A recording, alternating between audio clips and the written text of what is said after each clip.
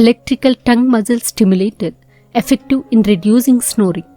Dr. Stephen Fain-Silver, the director of the Center for Sleep Medicine at Lenox Hill Hospital in New York City, said that snoring is not a disease, but it is a nuisance.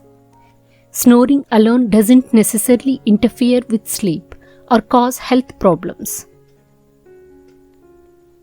Signifier Medical Technologies developed an electrical tongue muscle stimulator that sits on the tongue and works through a mouthpiece.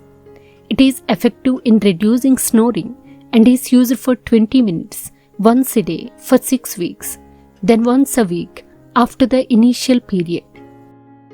It is not for moderate or severe cases of obstructive sleep apnea. It increases tone in the tongue muscles that make up the back of the airway.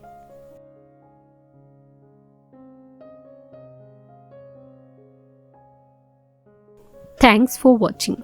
Please do subscribe our channel.